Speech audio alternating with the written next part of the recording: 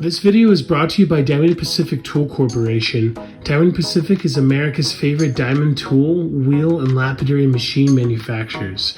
For nearly half a century, Diamond Pacific has set the industry standard for diamond lapidary equipment. Join the majority of professional lapidaries and choose Diamond Pacific products such as their Nova wheels, Pixie, Genie, and Titan gem makers, as well as their wide selection of other high-quality lapidary diamond products. Check out Diamond Pacific today and find out why they're considered America's premier diamond lapidary tool manufacturers. Pyrite. Love the pyrite. $60 a kilo, $40 a kilo if you buy the whole flat.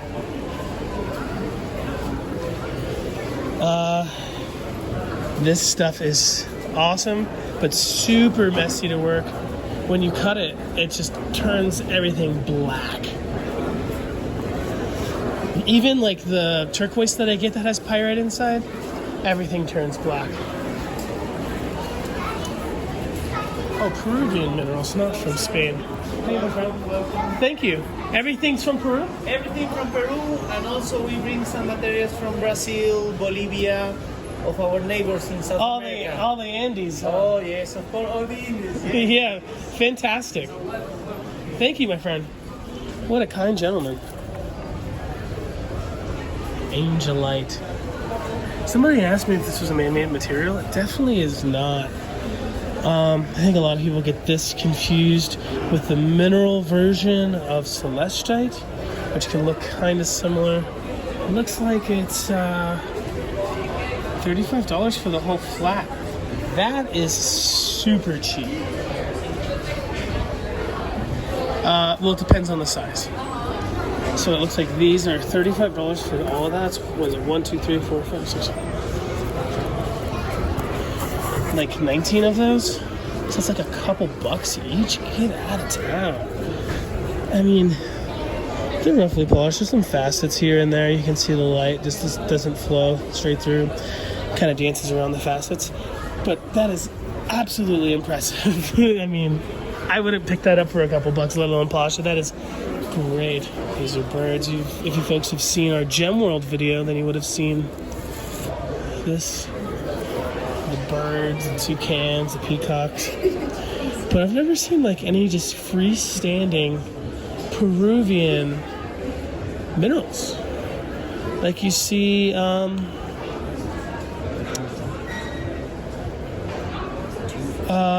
other places. My friend, is this the price right here? It will be half of it. This is keystone. Oh, okay, so for the whole flat, Yes. flat. So the whole flat it will be 100. Oh, okay, that's fantastic. Yes. We are the we do the fabric, so that's the reason the price is. Oh, you're the manufacturers. Yes. Do you folks work the birds in your workshop too? What? You manufacture the birds. Yes, the birds. Oh, okay. Yes, So yes. everybody here who has your birds, they're coming from your factory. Yeah. That's the reason. Yes. But what it's most of our difference is that we also introduce some international materials from Brazil, like as I have told you, because most of the carvings, there are some carvers that do only Peruvian rocks. Right. But we have introduced some amethyst. Yeah, it's good to mix it up for the different colors. Yes, you can see it here. No, you can see this is 100% Peruvian. Oh, fantastic. Turquoisite, dumortierite, red jasper, Sodalite. sodalite. From Carasupe. Yes. Yeah. Uh-huh. So this is from Peru, and this one is from Brazil. No? Oh, nice. A bit more colorful, and no, because always the amethyst calls the people, no? So Oh, right. You can never have enough. That's fantastic. yes. Have you been to the factory where they're doing the cutting? Yes, of course. How long do you think it takes? You can make a couple in one day, or one day, one piece? They do by process. First they do. Oh, so they're making the wings, they're making the beak, they're making the... First they do the body. One piece of serpentine, the body. Then after that, they paste one block of rhodonite, then one block of this part, and then they paste it, and then they start cutting it. Then till another day. Then this one, they make it per quantity, no? So like that. It takes, I don't know, 2 days. That's it. But they're 3 days. stepping and they're making hundreds at one time. Yes, yes. Oh, okay, that makes sense, because one piece one time is just too much Too much. for one person if Yes. everyone's working together. Yes, and Peruvians are very good at carving. As you see, they have their details, their leaves, and all these things. That's the quality of the Peruvian hand. It's a traditional a craft tradition. all the way back from the Incas. This one is they are 3 or 2nd generation of carvers. It's not something like you, okay, I want to carve, because Yeah. usually the people when they first time they do it, they don't get it. Right. They don't have the art for the bird, you know. You think they're families? You think? Yes, they are family. I work now with the son of this man. Oh wow, Yes. that's fantastic. Yes. It's a traditional angler. Yes. Oh, That's the reason wow. I call fabric, but it's not fabric. It's a handcraft. Oh, absolutely. group. It's just kind of it is 100% handcrafted. Yes. It's a sculpture. It's not like Yes. Yeah.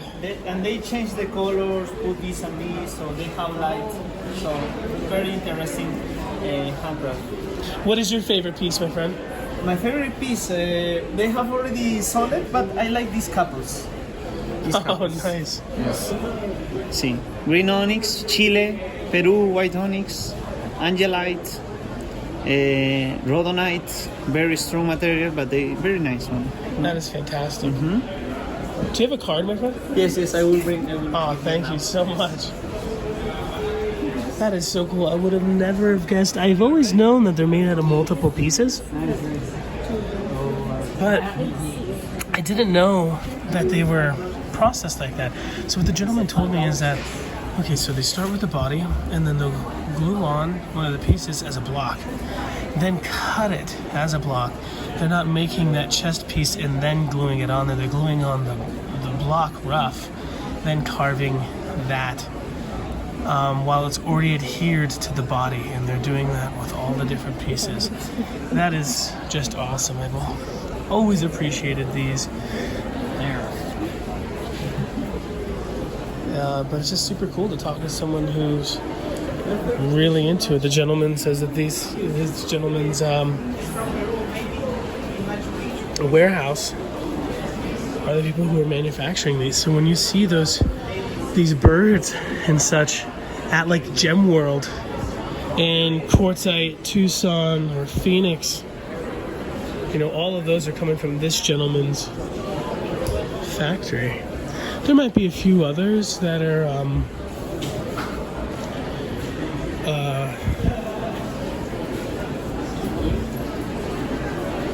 also manufacturing similar pieces, but there's probably only a few.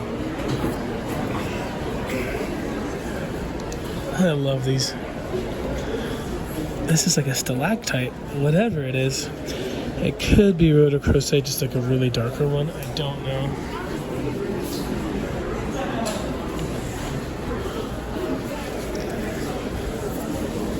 This stuff is hard to polish. Not because it's difficult to work with, it's so messy. Look at the owl. I think the owl is my favorite.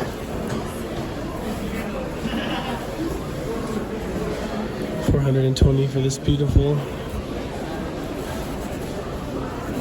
Chrysocolla Malacola owl. He's a little cutie. Or she's a little cutie. Little cute owl. Look at that lion right there.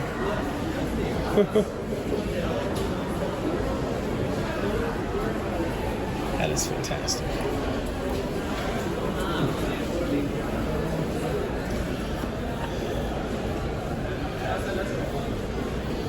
Feels really nice. Perhaps done on a sphearing machine and not on a rotundle. Rotundles are stuff you see a little bit more in India and in China.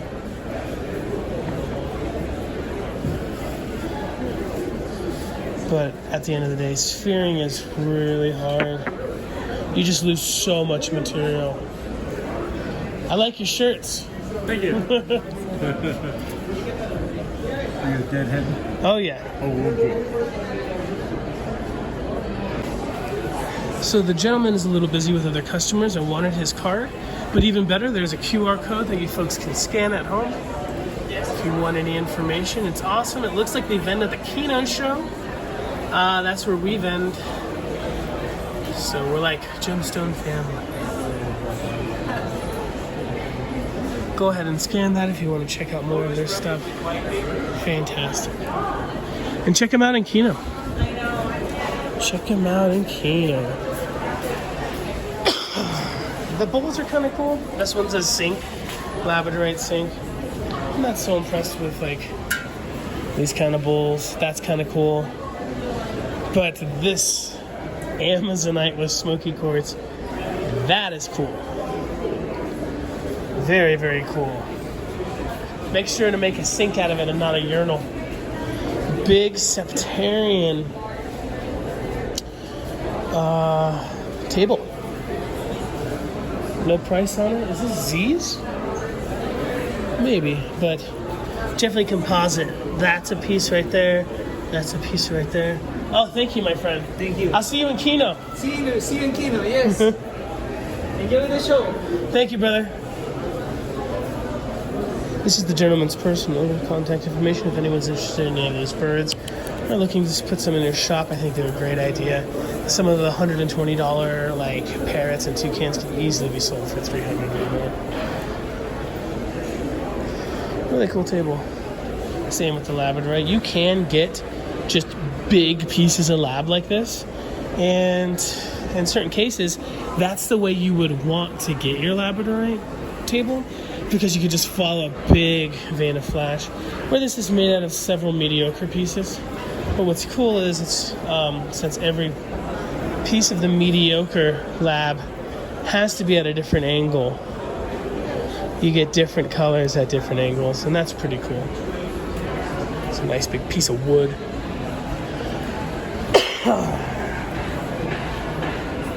Here's an Amazonite plate to go with your Amazonite urinal. Oh, this is Norcross. Check out Norcross on Facebook and Instagram. They do a lot of sales on there, all of the time. There's even a great video that Norcross put out on the manufacturing of these plates.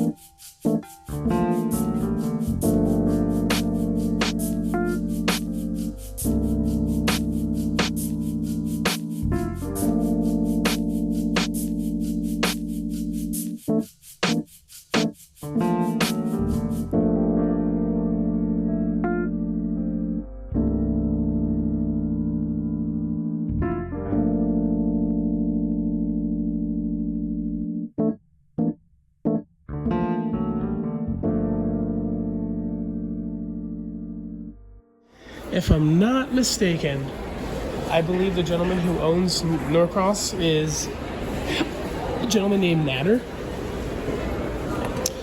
$1,000 labradorite plate. A little steep, I think. This one's $350, and it just looks better, just a little bit smaller. But Natter has done a lot for the industry, if it is the gentleman I'm thinking of. I hear he was also, him with Eugene Mueller are also kind of, he's also part of what brought over ocean jasper to America first. And you'll see him riding around on the forklift every once in a while. That's pretty cool. You could stick like a broomstick in there. I don't know. You probably want it to hold like your umbrella or I don't know, like a towel, right? In the bathroom. These are cool. Agate salmon with labradorite bear. Definitely something you would expect to see for more on like the $80 side. But not bad. I mean, if I made that, I think I would want $600. So it's not bad. This is $500 for the dolphin. Kambaba bear, $460, $450. Kambaba's a really common material, not very expensive at all. This video is brought to you in part by Cutting Edge Supply Company. Cutting Edge Supply is your one-stop shop for all things lapidary and jewelry making tools. Cutting Edge Supply Company has a wide selection of lapidary equipment, jewelry making tools, findings, gemstone rough, and much, much more. Cutting Edge Supply is a company ran by jewelers and lapidaries for jewelers and lapidaries. Check out Cutting Edge Supply. I love them, and you will too. Make sure to use product code LapidaryDave in checkout to directly support the channel. There's a bunch of chips, all kinds of goodies. Over there is Quasar.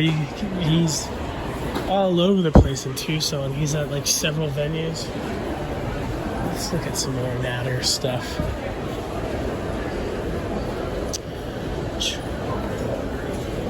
Spheres are so special. Sherman Rowland, one of the owners of Highland Park, says he has a big Suzulite sphere on his desk. That's probably several $1,000s. And a lot of people who do sphering don't just have one sphering machine, but they have several. For instance, Highland Park makes a regular sphering machine and then a high-speed sphering machine. The high-speed sphering machine is kind of what you would use for polishing over grinding. You use a slower speed for the grinding, and you switch to a high speed for the polish. $54 a pound for these eggs. Eggs are kind of goofy to me. I like them. Good for exercises. Armando from Armando and Son told me that he started off making eggs and towers and stuff in Mexico and would sell them outside of a gas station in Tucson. And a guy would come and just buy everything. He'd go back to Chihuahua, make a bunch of stuff in a couple days, drive all the way back to Tucson, and the guy would be there again looking for him and buy everything again. And that really is how the company got started. These are really cool. Kind of corundum-y. Some of them are more sapphire than ruby, some of them are more ruby than sapphire, and some of them are a good purple blend of both. I don't know what chemicals are making one color more than the other. Oh, this is a silverbird, right? Oh, for sure. I remember these folks' first Tucson show. You having fun yet, brother? Okay.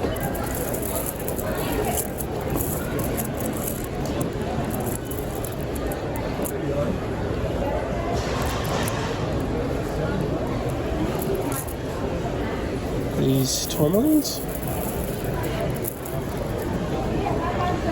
Barrel, kind of. When does the barrel begin and the tourmaline end? Look at this piece. What do you think that is? Really unique looking. What it looks like is, almost looks like Tiffany stone, but it's actually sugilite. Goes through quite a bit different colors, quite a few different qualities on here. Definitely worth a couple $1,000 at least. Is the Rhodochrosite the black stuff in there? I don't really know. But this vertebrae is also fantastic. These vendors, they're all over the place. They're at the, I saw these folks at Las Vegas Gem Show. I see them at Quartzite, Tucson, Buena Vista, Four Corners. They go to all the shows. They live the rock life. Check out this vertebrae. I'm sure it's for sale. Yeah, definitely not a casting. Looks pretty legit. So we are here at the gem shop. Eugene Mueller, world famous agate gurus. Spot here in Denver. They have a lot of polished goods. I went through a lot of that last year, I believe. But let's take a look at some of the rough. Little rock walk and talk. $8 a pound for this Blue Mustang picture jasper. I said it before, I'll say it again. Eugene is responsible for bringing a lot of materials to the industry, such as Ocean Jasper, Ocean Wave, and a few others that I can't think of off the top of my head.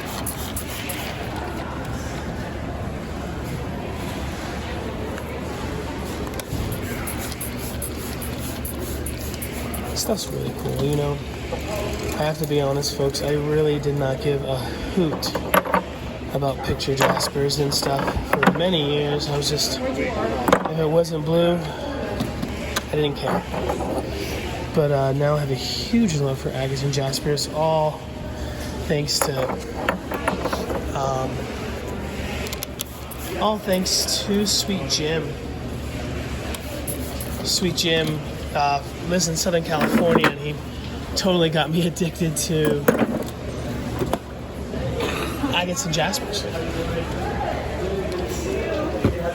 Blue Mustang. Oh, here's some slabs of it. $25 a pound. That's not a bad deal. This is probably just over a pound. That's a huge stone.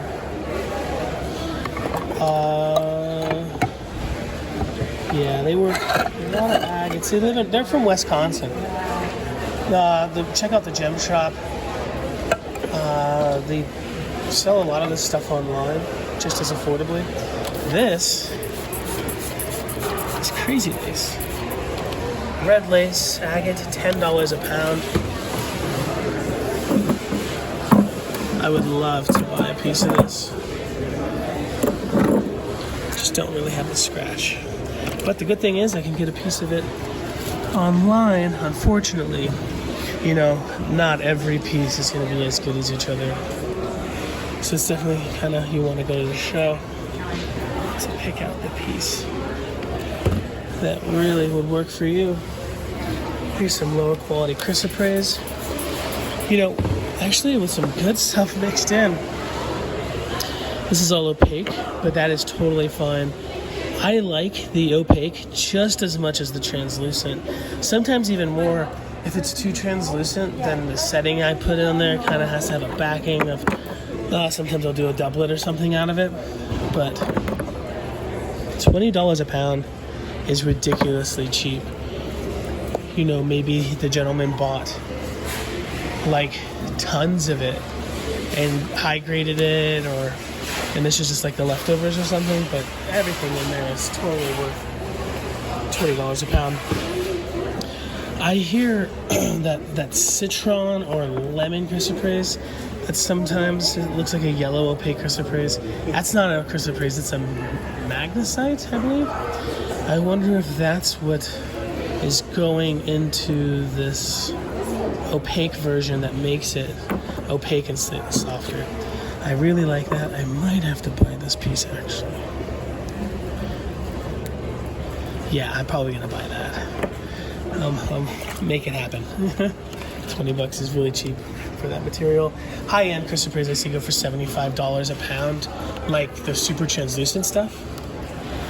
Willow Creek jasper, $35 a pound. What does it look like? Slabbed.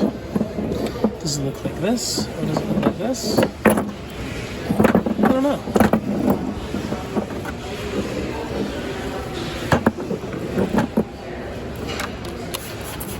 Are you an agate and jasper kind of man? Yeah.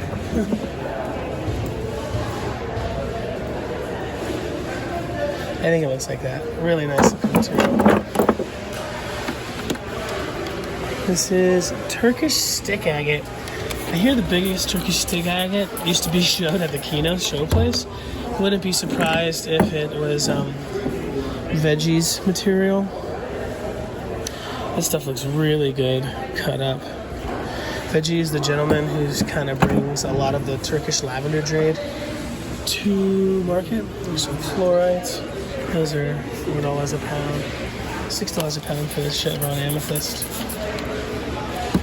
Dendritic opal. This material wouldn't be like the type of stuff you would see with fire in it, you know? More like a common opal. Does definitely look good. And even though opal can be really hard, this is, you know, if you found that, you probably think it was an agate or a jasper nodule. It does work a little bit easier than both agate and jasper, in my opinion. Really cool. I still have a bunch of agates I've never cut from Eugene's Tucson show place. I have a little tiny bit of footage from there. It was actually a little difficult for me to film because there's just so many people. The Tucson show place now has a few different vendors there. There's some nice Mexican folks selling turquoise. Veggie also shows there. He used to show in the Kino, I don't know if he still does, and just kind of home bases out of the Tucson show place. That's $15 a pound. Rose plume agate. I wonder if this is from California. Kinda looks like the graveyard point, just a little bit different. Definitely super affordable. This is probably a $10 rock.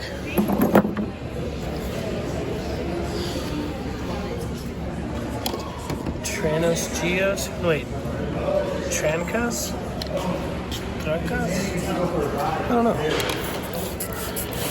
Let's see if we can find a busted one we can see on the inside. This one has a nice band of quartz right there, which is nice, but I would actually kind of want to avoid that because the banding's sideways. Sugar geodes. $40 a pound. Not bad. If anybody wants to make money doing live shows like on TikTok or Instagram or Facebook, live geode cutting is a fantastic way to make good money. You can charge $8 a geode.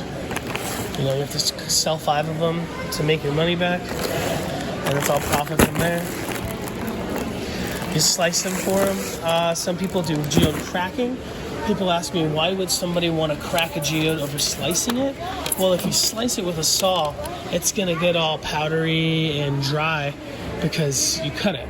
Where if you crack it, you're breaking it on the cleavage, and the cleavage of a stone is perfectly polished. It's kind of the way like you drop a piece of glass, and it breaks, it's cleaved. Or obsidian, when you break obsidian, it's not powdery and dry like you cut it. It's shiny. So honestly, cracking a geode is better than slicing a geode if you don't have the means of polishing it. Some $5 rose quartz. Koalabi quartzite. Kind of looks like a waterline agate or a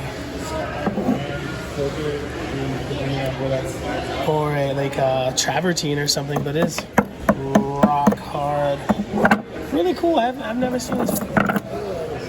It'd be cool to to make some larger things out of this. I don't think I'd really want to make calves out of that or anything, but it's cool.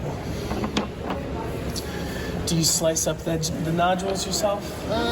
Depends on what I'm kind of feeling with them. Yeah. Stuff like this, I won't cut. You just like them? I'll get them faced out and then polish. Oh, nice. Do you do that yourself? Yeah. If you don't mind me asking, are you using like a traditional calving machine, or are you using like a bull wheel or a Richardson Ranch high-speed grinder? 'Cause some people say that. A flat lap. Because if you're gonna run a cab, you're never gonna get like truly 90 degrees. Right. Never. So I'll put these on a flat lap after I get them. Like I'll just run them on like a cab machine to get as flat as I can. Then you flip them over and just run them on a flat lap until you get that like good 90-degree sheet. Nice. And then if I'm gonna cut them, I'll do the same thing on the flat lap. I just won't worry about finish. And that way when I run it through, I got a 90-degree to go off of for the saw. What kind of saw are you using? 6-inch. You're doing it by hand? Yeah. Do you have a vise on yours? I got a parallel slide. Oh, heck yeah. Just hold it into it and push through. That's a lot more precise than holding it. Yeah. Nice. The Lapidary is a little bit crap. Some Swazi agates from Swaziland. These are super hard. Super hard material. Really pretty. I made a few pendants out of this material. I bought it years ago for about $5 a pound, and it just was so hard, took forever. But all the pieces I cut came out really nice. It's more like a strawberry red than a cherry red, if that makes any sense. What's that back there? Norina. Jasper. Nice and red. Probably makes a complete mess of your saw. Petrified wood from Wyoming. I'm not very familiar with a lot of Wyoming material except for the nephrite jades. This stuff looks like it has a lot of greens in it. Is that just an outside thing? It's a nice branch. Sweet Jim has some land in Arizona, and he gets big branches like this for free all day. Really cool stuff. We have a really cool video of us at the Jim Gary store or something like that in Arizona. It's not just, it's just outside the Petrified Forest, but it's not just like a resale store. It's also a workshop. They do all the cutting. They do all the they do all the work for all the stuff. You have to see that video. It's a great video. The traction is shit up. And they wouldn't take us back into the workshop because just safety reasons. But I did hand the guy the gimbal who works there, and he took it throughout the workshop, and he's like, man, I hope I don't get in trouble for this. I don't think you get in trouble. It just makes that shop look good. And I've had dozens of friends since and go to that shop because of that video, so I'm sure it's okay. Though, sometimes the people that I'm filming at, the places I'm filming at, don't even know that it happened until someone comes up and says, hey, I saw this on the Lapidary Dave video. And then they're like contacting me saying, you didn't ask, and they're mad at you. It happens. It's honestly, if I had to ask, I wouldn't get half of the stuff I do nowadays. So it's better for me to ask for forgiveness. Some people I just know it's cool. The gem shop is such a cool place. Just real down-to-earth, rock-loving people. Brick and mortar store, as well as one of the biggest online shops in the industry. Definitely the biggest shop in Wisconsin. These are cool. Kind of typical. You see a lot of these tumbled for like $4 or $5 from overseas. Really, really nicely done. It's kind of just better to buy those if you're going to tumble them. But these would also make some really cool sliced calves and stuff. from this material and that material, don't really expect to get like $50, $60, $75 a cab for traditional shape and traditional size. But it is really affordable and it's beautiful. So. Here's labradorite, $5 a pound. You've heard me say it many times. Labradorite is really hard to like get good pieces to slap. You know, in this case, like this right here, faced perfect. Boom, boom, boom, boom. Follow it back. And you know, even though we can see it straight up and down, that flash might start to turn here or there. They do make certain kind of vices that you can angle stuff slightly left and right, some specialty vices, but most people don't have those. For $5 a pound, and this being probably a $7 rock, just the 2 or 3 faces is worth it. But then again, just slabbing it isn't the end of the trouble. Sometimes because it's kind of prone to fracture and it can be a little hard to pre-polish. The polishing is really easy. Although I don't know what would be the best compound. Would it be tin oxide? Would it be aluminum oxide? Cerium oxide? I don't know. Ruby and fuchsite, real classic material. The rubies are super UV reactive. I like the ruby and zoisite a little bit better. They're a little bit darker. My good friend Everybody Rocks here. Everybody Rocks. She's a moderator on here. She's fantastic. She actually pointed out the difference to me one day. And ever since then, I can definitely tell the difference. Everyone go subscribe to Everybody Rocks here on YouTube. Her channel is just starting off and we need to show them love. So we got marcasite and quartz. This stuff looks fantastic. The marcasite, the metal in marcasite is actually pyrite. Some people call it white pyrite. Unlike materials like Morenci turquoise, which have pyrites in it, and it makes it really hard to polish. This material doesn't make, actually not hard to polish, but doesn't make a, like the Morenci turquoise that has pyrite in it, makes a huge mess of your machine. Even like the Mojave materials, the purple and the green stuff that have metal inside of the matrix, make a mess out of your buffing wheels. For whatever reason, the marcasite and agates don't really do that. The pyrite inside of the marcasite don't really make a mess. You know, it might be gray water, but like if you've ever tried to cut a material heavy in pyrite or pyrite itself, it's just pure black. It doesn't happen with this stuff. This is probably a 4-pound piece, so $120. Definitely worth it. I sold the cabs I made out of this material for $45 each. Probably get 2 to 3 cabs out of every slice, and I'd probably be able to get a good 6-7 slices out of that. So definitely lucrative. Anyways, that's all we're gonna chat about today. Usually they have a lot more rough. I think this year they're focusing on the polished pieces and stuff, and also they have a brand new machine. We're gonna take a look at that this year at the next year at the Tucson Show Place in January. It's a really cool machine. It's made in Turkey by the Turkish government, I believe. Really, really cool. Some Royal Imperial Jasper. Man, I hear stories about Eugene working the bull wheels to get these fantastic polishes. Check these out. So these are natural. These are not shaped like this is 100% natural. I don't remember what these are called. I was speaking to a gentleman who was selling these at the TCC show. He was Swedish, I believe. And he says people who collect these type of agates go nuts over these things. It's totally a natural shape. I don't know if it's a pseudomorph or whatever, but this piece looks totally familiar. I wonder if Eugene got it from those people. Here's some smaller pieces. I have some footage of that gentleman talking about that.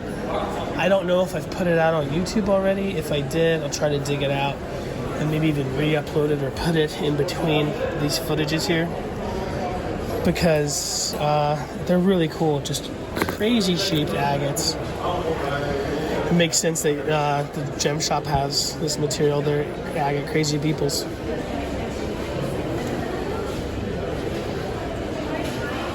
It's not really so much about the colors in this material, it's totally the shape, even though the color is fantastic.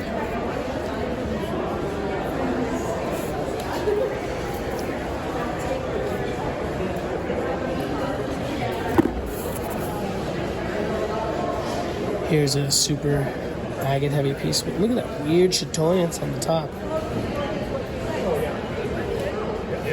What a trip. This piece is only $65 because it doesn't really have a lot of agate in it. It's quartz. This one's $485, where this one is $1,200 because it's all agate. Even though this one's bigger, it's more affordable. Lots of chatoyance on the outside, just like the other piece. Beautiful pieces. Crazy looking natural shape. This is a natural shape. This is just faced. Really wild. Take a look at this. Some agua nueva. Beautiful purple agate.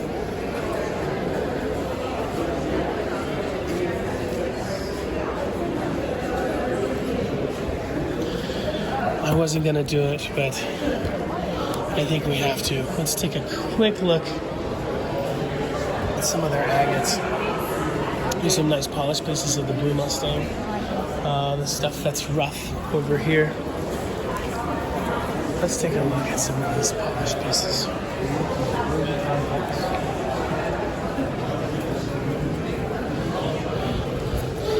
These are the Botswanian agates, I believe, or they are the Swazi.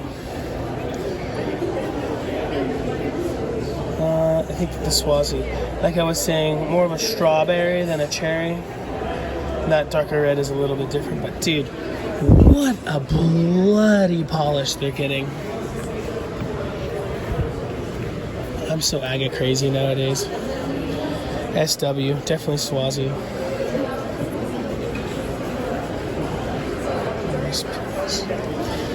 These are polished on a bull wheel, I believe.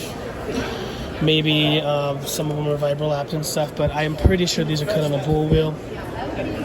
I was really good friends with one of the ladies that work for this company.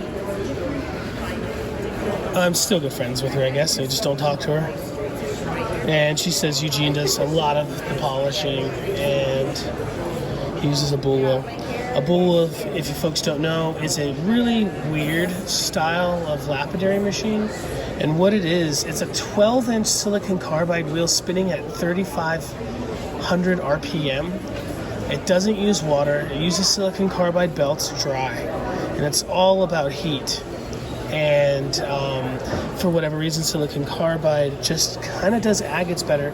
The Richardson Ranch high-speed grinder is a similar style of polishing. It's not a 12-inch disc. It's like a 6-inch disc or a 7-inch disc. But it's also spinning at 3550 RPM. You use it dry. You use vacuums and you wear a respirator. And one of the best polishes I've ever seen comes from a gentleman out of Argentina. And he's one of the big people who brought condor agate to the industry. He uses a Richardson Ranch high-speed grinder, and he says he uses 2 grits. He uses a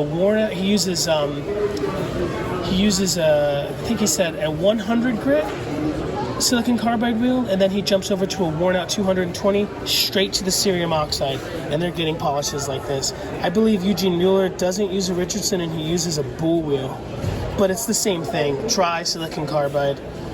Absolutely fantastic. Do you know what these are called? Polyhedrites. These are fantastic. Are they? They're not from America, are they? No, they're from Brazil. Oh wow. They've been mined out since 1984. There's no more. I saw a few pieces at the TCC this year, and they were like 5 times the price of what you guys are selling yours for. Polyhedrites? Hedroid? Oh, wow. It's an agate replacement of a crystal of negative space. Whoa. So calcite plates formed first and created like a honeycomb kind of pattern where the egg is formed in the hollow centers. That's why they have that geometrical shape on the outside. That is awesome. I was saying earlier, somebody told me Eugene doesn't use a Richardson wrench, he uses a bull wheel, right? Yeah, we use bull wheel. Yeah, that's how you have to do that for agates for production, I think, to get it done fast and to get that type of polish. You guys kind of have the best polish on this floor here. For sure. That's such a nerdy thing to say. Is he your father? Yeah. Oh, that's awesome.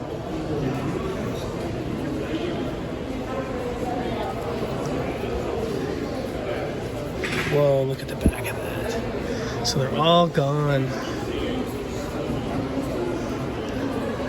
You would think something that's all gone would be a lot more than $200. So come and get them while you can. These things are great. Such an amazing agate.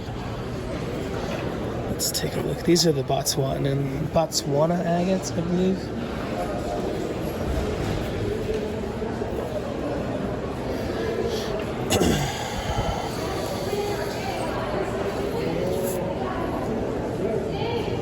Great polish. Of course, $50 for that. So, if you folks didn't know, they're dedicated agate shows. They're not every year. I don't know. I think they're every 2 or 4 years. I think the last dedicated agate show was in Austin, Texas. But I would love to go to do that. What's really cool about these agate shows are it's a lot of mom and pop. Where like here, it's mostly folks from other countries, which is fantastic, bringing materials from their native land. But it'd be cool to just nerd out at an agate show. I don't think it's every year. Anyway, I'm gonna buy that piece of chrysoprase, and then I think I'm gonna go live outside.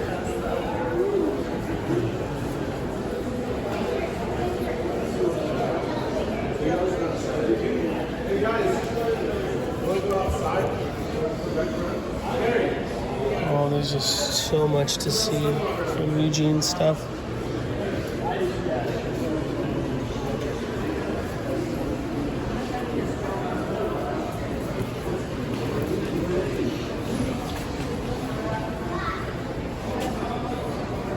Alrighty, I'm gonna go buy that chrysoprase. Check out this big girl. Big conglomerate. Nice band. Seam of lighter smoky, darker smoky terminations on the outside.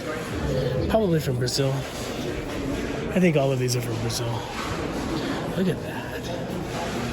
Those calcite crystals? I don't know.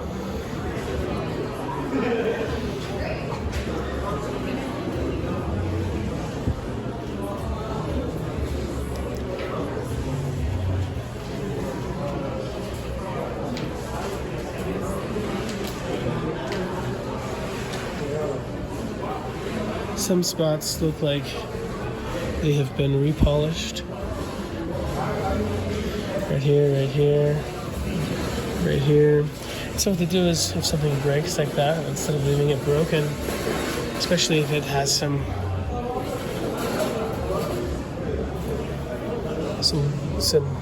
bulk on it, it's easy to just polish it up. These pieces are big and beautiful, but honestly, these were probably never really terminated crystals. They were just big pieces of rough, and they shaped them into the shape of a crystal. Which one are you taking, Phil?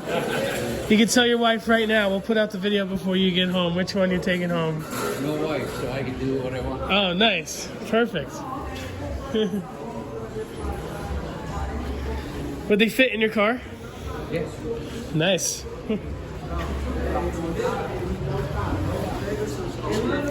This thing reminds me of that picture of Donald Trump with all the Sikhs, or not Sikhs, all the Arabs, and they're putting their hand on a crystal ball. Have you seen that photo? It's kind of scary. There's like a Simpsons thing of it too.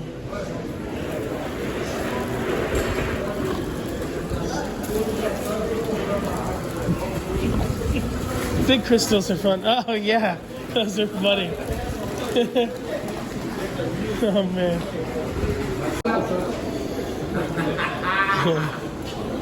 Rhodochrosite from Argentina. I haven't seen Rhodoco in a while, but these guys are really good too. Rhodocro kind of sold a lot of rough. These guys sell finished pieces, but they're really affordable. Even some of like the AAA pieces are a lot less expensive than you'd think. Who doesn't like that spread? It's like an Argentinian Rhodochrosite city there.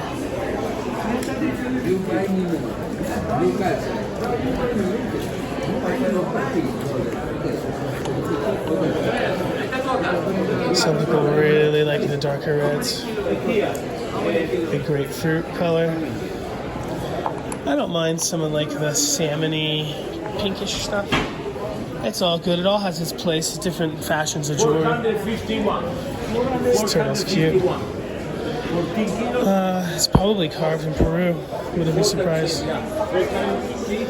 Peru and Argentina is right next to each other, and a lot of the craftspeople work with each other.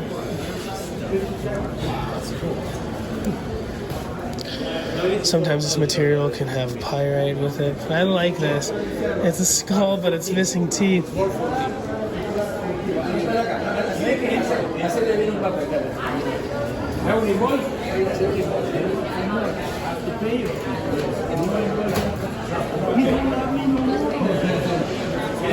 Roadrunner.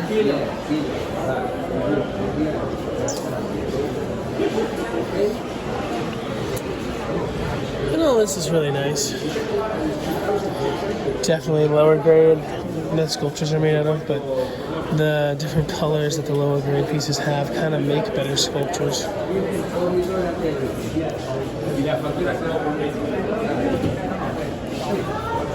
This is only this. This one's really cool. This is all the animal.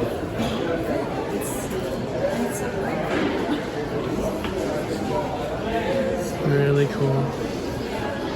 So the gentleman said, these pieces over here, all of this is $1 per gram. That's not bad at all. When I cut pieces, I get $1 a carat. So is all of it's $1 a gram? Yes. That's not bad. Per gram. Yeah. So the stuff I cut that I get $1 per carat for is not even this quality. So there's definitely some room for profit if you're a cutter or a jeweler.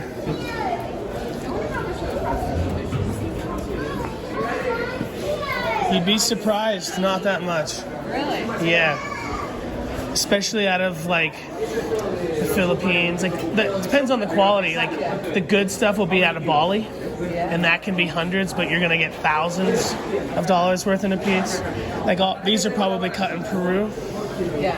And that's probably dozens of dollars. You know? Oh yeah.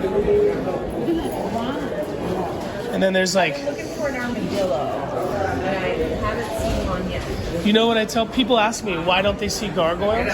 I'm like, because an artist didn't take the time to make a gargoyle for everyone else to see it, to copy it. Yeah. So someone's gonna have to make the armadillo from scratch. Then everyone's gonna make it. Yeah. You know, it's gonna take one person. This is really cool.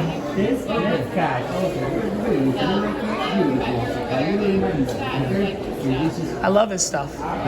This is really good stuff. I wouldn't buy like the vanadinite and stuff. It's really cool.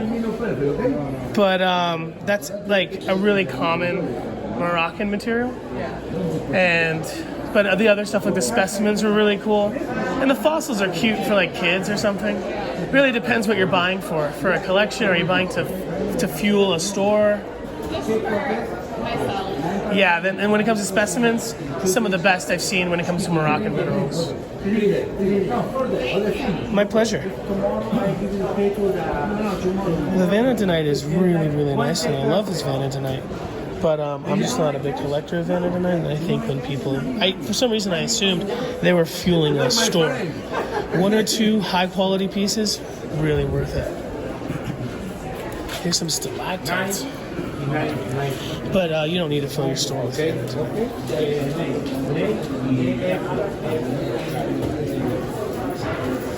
These are pretty neat.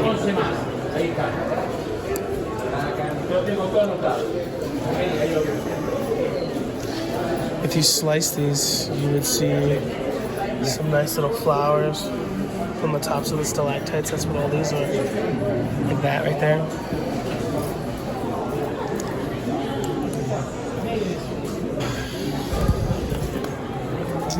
This is cool. The bottom looks alright. A little vuggy. But I like that.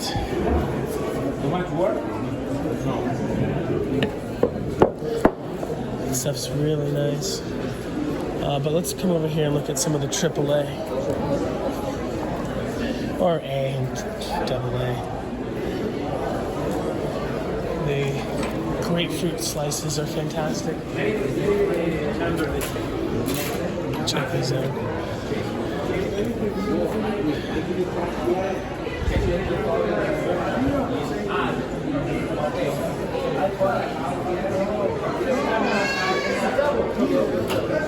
Really cool.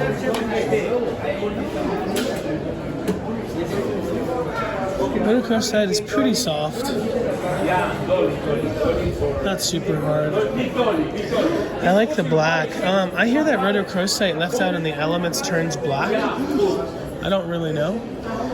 When they're inside of a cave, did the stalactites not corrode because of this weird crust on the outside? I don't know. But it is really, really cool. Let's get into this case. Let's grab it. I have a piece right here. Take a look at that. 18.500. Ese es el verdadero. Porque después agregó 500 más. 18.500. Hay que darle 9.250 para toda la ley. ¿Está claro? ¿Está bien? ¿Está conforme? ¿Está conforme el piloto? Really nice piece. Super jelly. Looking rhodochrosite. Sometimes rhodochrosite can come in a less of a solid form that can't really be cut. Sometimes there's just straight up mineral specimens of rhodochrosite that are really high end. At the TCC show in Tucson, there was a piece of rhodochrosite called the Snail, which I believe is a couple $1 million. And you wouldn't be able to cut anything out of that. You wouldn't want to cut anything out of that. But just a nice big fuzzy red ball. I'm gonna put this back.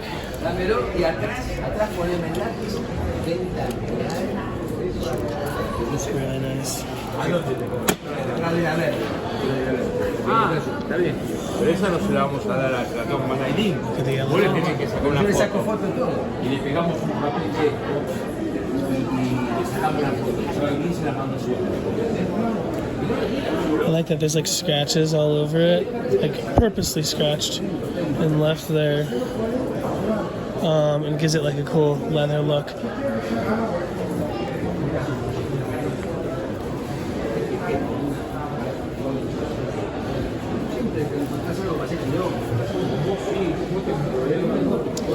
Very cool. I believe that these folks have an Instagram.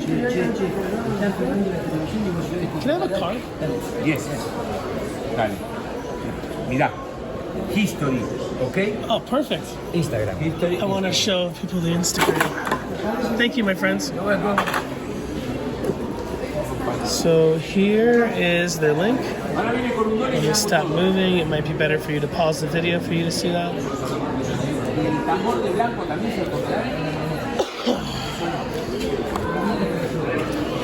And here's some history. Minas Capellita. Pause the video for your reading pleasure. Very cool. And very cool gentlemen, just really down to earth. They don't mind the filming.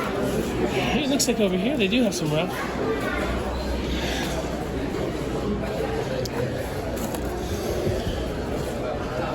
Slightly covered in mineral oil. They can keep things from breaking sometimes. And also shows a bit of color.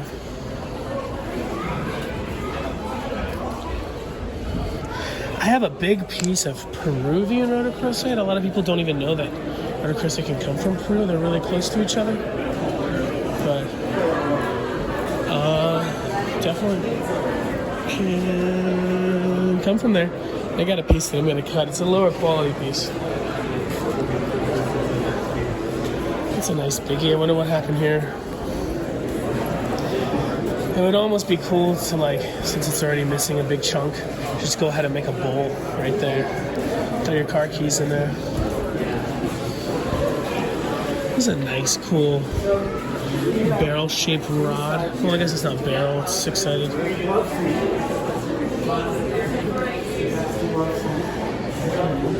What is it made out of, though? Irradiated quartz? I don't know. Maybe tourmaline? I don't know. But it looks good.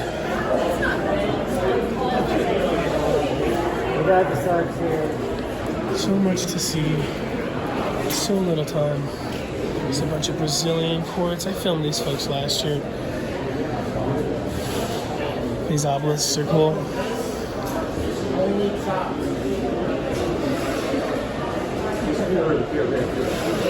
Really nicely polished.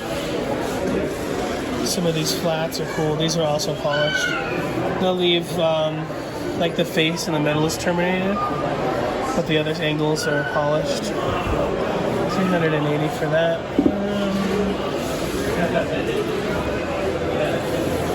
It's cool. Check out these. These are copies of the famous Vogel crystals. Vogels are a stone that are being cut, I think in Sweden or Germany or something, and they're like down to the micron precise with the facets. It's a crystal medicine tool, and yeah, they can be really expensive. They can be thousands and thousands of dollars. These are in the fashion. They're not Vogels.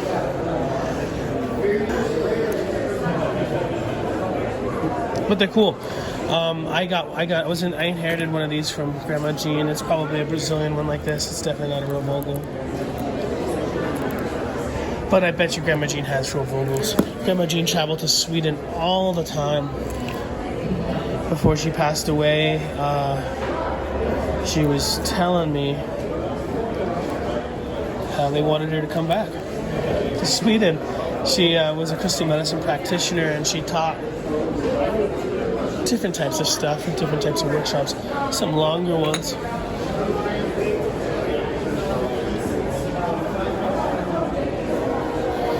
You know, when you just got an unlimited supply of quartz rock crystal, you gotta make something besides towers and wings and stuff. You gotta make a little bit of everything, right?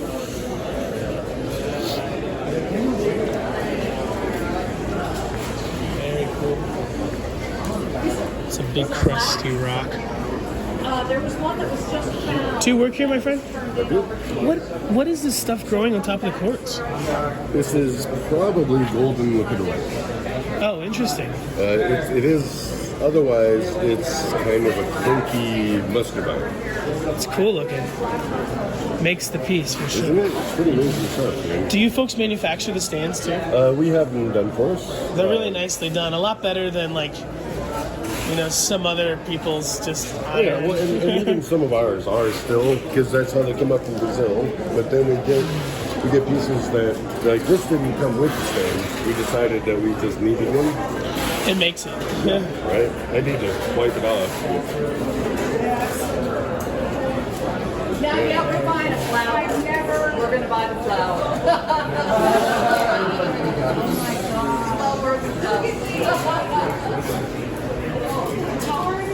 These flowers are pretty cool. Heat treated amethyst and regular amethyst. I like the secondary minerals inside of that. It's really cool. Hearts. Looks like those go for. There's no price on them. It's weight by the kilo. I wonder. So, did Danny, whoever the hell Danny is, did Danny bring his own stickers? So, like, they say sold and someone accidentally gets it. I'm sure that happens all the time. All of the time. Did this Danny person bring his own stickers, his or her own stickers, to put them on pieces that they bought so that there was no mistaking? Like this, how many people with the name D did they put on there so they would be confusing? Not a bad idea. And if Danny did bring that, then Danny definitely knows what he or she is doing. Smart on you, Danny. Dude, so I was hanging out with my friend Forrest earlier today. We walked by this big, beautiful amethyst cluster. Like kind of a cathedral, but more of like a specimen showpiece. And there was a piece of selenite inside of the amethyst. And I didn't know that selenite doesn't grow inside of amethyst and that the gentleman from Utah actually put it in there and glued. Amethyst will grow a lot of calcite. But it was a trip. It totally made the piece look better, but I did not know that all the selenite pieces you see in amethyst, I guess selenite doesn't grow in amethyst, it's calcite.